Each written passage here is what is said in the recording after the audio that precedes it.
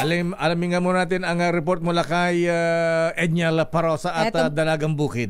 Ito muna lakay, pagpapatibay sa Philippines-Japan military deal.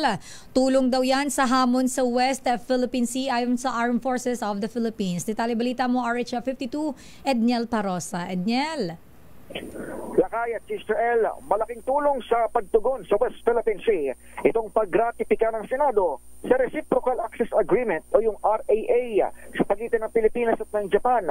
Ayon kay AFP spokesperson Colonel Francel Padilla, maghahatid ng benepisyo sa bansang military deal na magiging batayan ng pinaigting na kooperasyon ng dalawang pwersa. Sinabi ni Padilla na kabilang sa mga inaasahan na mahihita ng AFP ay ang mas mahusay na maritime domain awareness, technology at intelligence sharing at training ng mga sundalong Pinoy at Hapon.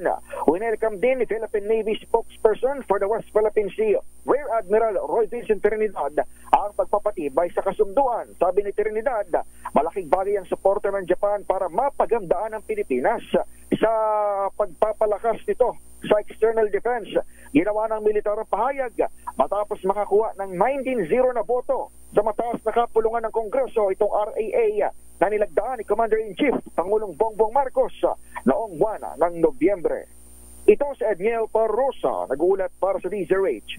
Una sa Pilipinas, una sa Pilipino. Maraming salamat, Edniel Parosa.